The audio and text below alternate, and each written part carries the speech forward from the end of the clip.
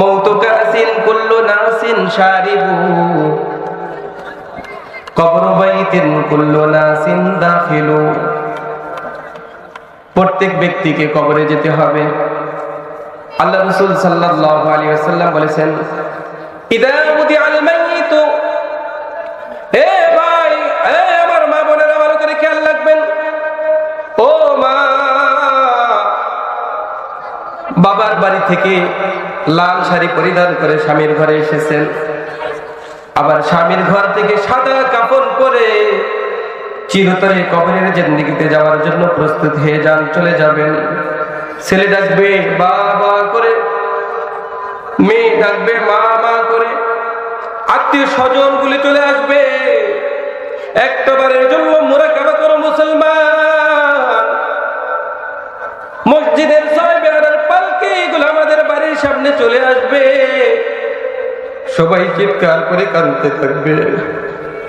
সন্তানগুলোতে একবার ভেবে দেখুন, দেখবেন যে মানুষ কাপড় আনার জন্য কেউ ব্যতিব্যস্ত হয়ে গেছে, আতর গোলাপ আনার জন্য ব্যতিব্যস্ত হয়ে গেছে। মসজিদের ইমাম সাহেব মাইকিং করবে, অমুকে ইন্তেকাল করেছেন, অমুক সময় জানাজা। সবাই সবাইকে খোঁজ খবর দেওয়া আরম্ভ করে দেবে। আপনি শুয়ে থাকবেন, কিন্তু আপনার সব শ্রবণ শক্তি পর্যন্ত থাকবে, কোনো কথা উত্তর দিতে পারবেন না। সন্তানেরা কাঁদবে, আত্মীয় স্বজন কাঁদবে, কিন্তু উত্তর দিতে পারবেন না। এমন তো অবস্থায় কবরে যেতে হবে। কবরে যাই গিয়ে দেখবেন সেখানে ডানে মাটি বামে মাটি, ডানে মাটি বামে মাটি, নিচে মাটির বিছানা। উপরের দিকে তাকায় দেখো কাঁচা বাঁশের কারখানা। কথা বলুন ঠিক না বেটি? ইদা বুদিআল মাইয়িতু ফিল কবরি, আল্লাহ রাসূল সাল্লাল্লাহু আলাইহি ওয়াসাল্লাম বলেন, যখন কোন মাইয়িতকে কবরে রাখা হয়, ফায়াতিহি মালাকানি, দুইজন ফেরেশতা আসে, ফায়াজলিসানিহি, তাকে বসিয়ে বলে, মান রাব্বুকা ওয়া মা দীনুকা ওয়া মান হাদার রাজুলু আল্লাযী বুইসা ফীকুম, তোমার রব কে, তোমার দিন কি, তোমার ধর্ম কি, এই ব্যক্তিকে পাঠানো হয়েছে, এই ব্যক্তিকে। ওই ফেরেশতার জবাবগুলো যদি ঠিক মতো দিতে না পারে, হা হা লা আদরি বলবে। কবরের জিন্দেগিতেই বলবে যে আমি কিছুই জানি না। হা হা লা আদরি বলার পরে আমার নবীজি জানিয়েছেন, আসমান থেকে একজন ফেরেশতা ডাক দিয়ে বলবে, ওই ব্যক্তি বড় মিথ্যাবাদী, ওই ব্যক্তির জন্য ফাআফরিশুহু মিনান নার ফাআলবিসুহু মিনান নার, তার জন্য জাহান্নামের বিছানা বিছায়া দাও, জাহান্নামের পোশাকগুলো পরিধান করে দাও। ওয়াফতাহু বাবাম মিনান নার, তার জন্য জাহান্নাম থেকে একটি দরজা খুলে দাও। জাহান্নামের শ্বাস প্রশ্বাস সেই ব্যক্তির কবরে আসতে থাকবে, জাহান্নামের এই শাস্তিগুলো সেই ব্যক্তি পেতে থাকবে। আর একজন ফেরেশতা মুকাররার করে দেওয়া হবে, যার কানে কোনো শ্রবণ শক্তি থাকবে না, যার চোখে কোনো মায়া থাকবে না, অর্থাৎ অন্ধ। এই অন্ধ ফেরেশতার হাতে একটা মুগুর থাকবে, মুগুর হাতুড়ি। আল্লাহর পয়গম্বর বলেন, উম্মত আমার, তোমরা জেনে নাও, এই হাতুড়িটির শক্তি এত বেশি, যদি কোনো পাথরের মধ্যে আঘাত করা হয় তাহলে সেই পাথরটা মুহূর্তের ভিতর চূর্ণ বিচূর্ণ হয়ে যাবে। তাহলে একবারের জন্য চিন্তা করো, যে মাইয়েতকে প্রশ্নের সঠিক সওয়াল জবাব দিতে পারবে না, তার কি অবস্থা হয়ে যাবে। মুগুর মারা আরম্ভ হয়ে যাবে। এই অবস্থায় সেই ব্যক্তি চিৎকার করতে থাক, ও আমার ভাইয়েরা, আমার মন দিয়ে শুনুন কথাগুলো। সেই ব্যক্তির চিন্তাগুলো এত বেশি হবে গো, চিৎকারটা আসমান এবং জমিনের মধ্যবর্তী জায়গায়, মিনাল মাশরিক ওয়াল মাগরিব। আল্লাহর হাবিব বলেন, পূর্ব থেকে পশ্চিম দিগন্তের মানুষ এবং জিন ব্যতীত পৃথিবীর যতগুলো প্রাণী আছে সবগুলোই শুনতে পায়, শুধু মানুষ শুনতে পায় না। জোরে জোরে বলা যাবে কি একবার আল্লাহু আকবার। সবাই শুনতে পাবে, শুধু মানুষ আর জিন ছাড়া। এমন জোরে বিকট ভাবে চিৎকার দিবে। সুতরাং কবরের জিন্দেগিতে আমাদেরকে যেতে হবে। আল কাইয়িসু মান দানা নাফসাহু ওয়া আমিলা লিমা বাদাল মাউত, যে ব্যক্তি পরকালের জিন্দেগি সম্পর্কে ফিকির করবে সেই ব্যক্তি হলো আসল মানুষ। ভাইরা আমার, বন্ধুগণ আমার, পুল সিরাত 3 নম্বর রাবে বসরির কথা ছিল। এটা আমার আপনার দেশে পদ্মা সেতুর মতো সেতু নয়, এটা কোনো ওভারব্রিজ নয়। পুলসিরাত এত চিকন হবে, চুলের থেকেও চিকন হবে, ব্লেডের থেকেও বেশি ধার হবে, নিচে জাহান্নাম থাকবে। হাদিস শরীফ খুলে দেখলাম এই পুলসিরাতের উপরে কাঁটা থাকবে, কাঁটা আঘাত করবে, জাহান্নামীদেরকে ফালাই দিবে, সেখান থেকে ফালাই দিবে। পুলসিরাত পার হওয়ার জন্য মানুষ চেষ্টা করবে, কেউ হেঁটে হেঁটে পার হবে, কেউ বা দৌড়ে দৌড়ে পার হবে, বিজলির আকারে পার হবে দ্রুত গতিতে, কেউ বা চোখের ইশারায় পার হবে। যার আমল যেমন সেভাবেই সেই ব্যক্তি পার হতে থাকবে। এই পুলসিরাত যেদিন পার হবে সেই দিনটা একদিন নয়, 2 দিন নয়, আমার আপনার গণনা অনুযায়ী আলফা সানাতিন মিম্মা তাউদ্দুন।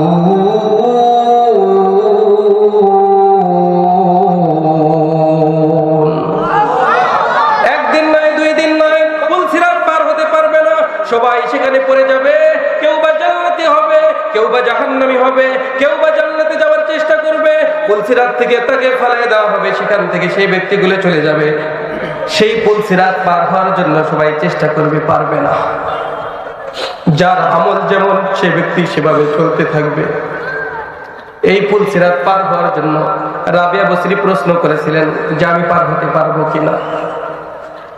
4 নাম্বার পয়েন্ট, কিয়ামতের ময়দানে মানুষ 2 দলে বিভক্ত হয়ে যাবে। আল্লাহ তাআলা ডাক দিয়ে বলবেন লিমানিল মুলকুল ইয়াউম লিল্লাহিল ওয়াহিদিল কাহ্হার।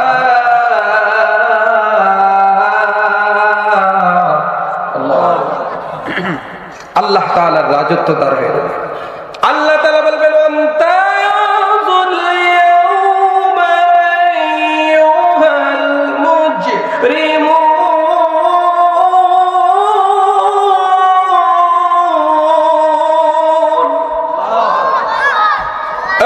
অপরাধীরা ভাগ হয়ে যাও, পৃথক হয়ে যাও।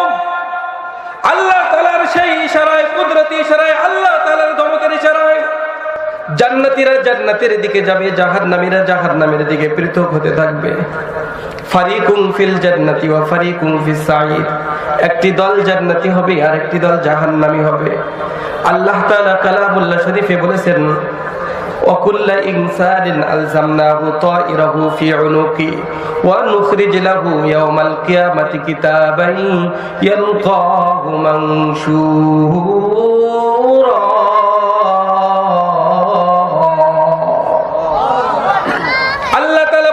মানুষের গ্রীবা লগ্নে আমলনামা লটকায় রেখে দিয়েছেন, কিয়ামতের ময়দানে খোলা অবস্থায় পাবে। আল্লাহ তাআলা বলবেন নুখরিজ লাহু ইয়াওমাল কিয়ামাতি কিতাবান ইয়ালকাহু মানশুরা। বান্দারে আমলনামা আজকে পড়ো তুমি, ইকরা কিতাবাকা কাফা বিনাফসিকাল ইয়াওমা আলাইকা হাসিবা। আজকে তোমার হিসাবের জন্য তুমি যথেষ্ট, তুমি হিসাব করে নাও। বান্দাকে আমলনামা দেওয়ার পরে বান্দা অস্থির হয়ে যাবে, বলবে যে আমি জান্নাতি নাকি জাহান্নামী, চিন্তায় বিভোর হয়ে থাকবে। বান্দা সেই দিন নিজের আমলনামা পড়বে, বলবে যে কোথায় আছে রে আমার বাবা মা, কোথায় আত্মীয় স্বজন, আমি ভালো ডান হাতে আমলনামা পেয়েছি, আমি তো জান্নাতি। আগে উপলব্ধি করতে পারবে, জোরে বলা যাবে না আমার হাবা। ভাইরা আমার, বন্ধুগণ আমার, জান্নাতীরা জান্নাতের আনন্দ উল্লাস করতে থাকবে, জাহান্নামীরা আফসোস করতে থাকবে, কে কোথায় আছো গো, যদি আজকে বিচার না হতো তাহলে কতই না ভালো হতো। এভাবে আফসোস করতে থাকবে।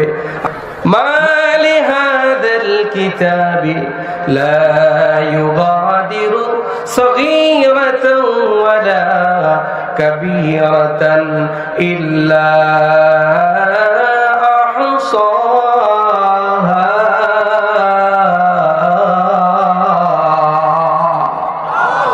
আল্লাহ তাআলা বলবেন কিয়ামতের ময়দানে মানুষরা চিৎকার করতে লাগবে, হায় কেমন আমলনামা এটা। এই আমলনামায় মানুষের সাথে একটু ঝগড়া করেছিলাম, মানুষকে গালি দিয়েছি, সেটাও দিয়ে লেখা এখানে। মানুষের পকেট থেকে 2 টাকা বের করে নিয়েছি, একটা মুরগি চুরি করেছি, একটা গাছের ফল খেয়েছি মানুষকে না বলে, সেটাও দিয়ে লেখা। কোনো ছাড় পাওয়া যাবে না।